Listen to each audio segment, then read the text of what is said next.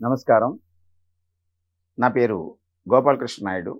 మనం hit TV వీక్షకుల కొరకు సాముద్రిక శాస్త్రంలో అనేక విషయాలని మనం చర్చించుకుంటున్నాం. దానిలో భాగంగా బీజాలు అంటే రేఖలు. రేఖల్లో ప్రధాన రేఖల్లో జీవిత రేఖ. మనం గత ఎపిసోడ్లో జీవిత రేఖ ఎన్ని విధాలుగా ఉండొచ్చు, దాని మీద ఏర్పడేటువంటి ఊర్ధ్వరేఖలు, అధోరేఖల గురించి తెలుసుకున్నాం. ఇప్పుడు మీకు ప్రధానమైనటువంటి శిరోరేఖ గురించి కొన్ని విషయాలు వివరిస్తాను. శిరోరేఖ అంటే మన బుద్ధిరేఖ అని కూడా అంటారు, దాన్ని శీర్షరేఖ అని కూడా అంటారు. Head line.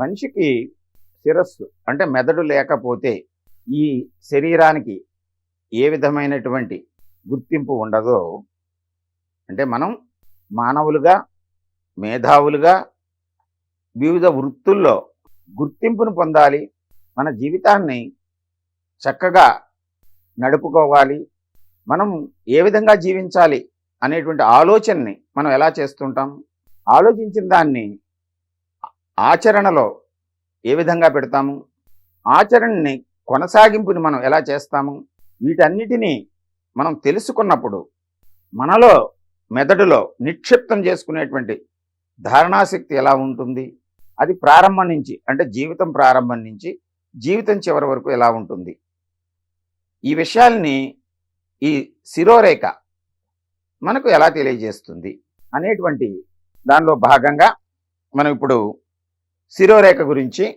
కొన్ని విషయాలు తెలుసుకుందాము.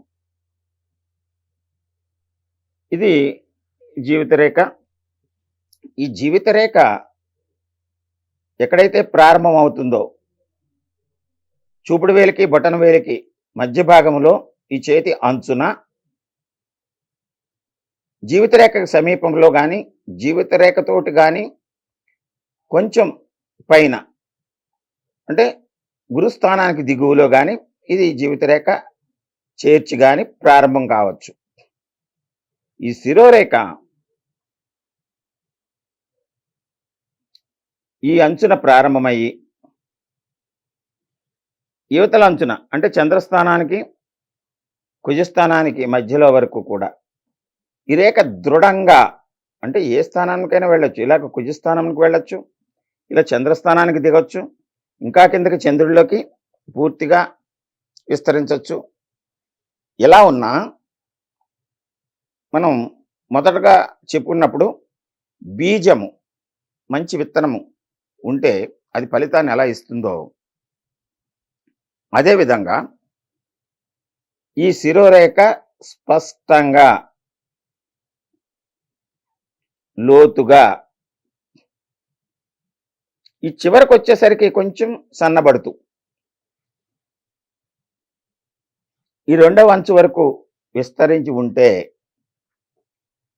ఇక్కడ 0, ఇక్కడ 100. అంటే ఇక్కడ జీవన ప్రమాణం ఎంతుంటే, జీవితకాలం ఎంతుంటే, ఆయుర్దాయం ఎంతుంటే అంతకాలము కూడా ఈ వ్యక్తులు అపారమైనటువంటి ధారణాశక్తిని కలిగి, మేధస్సు కలిగి, ఏ విషయాన్నైనా ఆకలింపు చేసుకుని ఆ శాస్త్రాల్లో, ఆ రంగాల్లో తమదైనటువంటి ఒక ప్రత్యేక ముద్రను వేసి ఆలోచనాపరంగా అన్ని విషయాలని సమన్వయం చేసుకుంటూ జీవితాన్ని అభివృద్ధి పదంలో నడుపుకుంటూ జీవితం చివరి వరకు కూడా ఈ ధారణాశక్తిని, జ్ఞాపక శక్తిని, మానసిక ఆరోగ్యాన్ని, మేధస్సుని కలిగి ఉన్నతమైనటువంటి వ్యక్తులుగా పరిగణింపబడేటువంటి వారు హస్తాల్లో ఈ రేఖ స్పష్టంగా కనిపిస్తూ ఉంటుంది. ఈ రేఖ ఇంకా ఎలా ఉంటే ఏ రకమైన ఫలితాలు అనేటువంటి విషయాన్ని మనం తదుపరి తెలుసుకుందాం. నమస్కారం.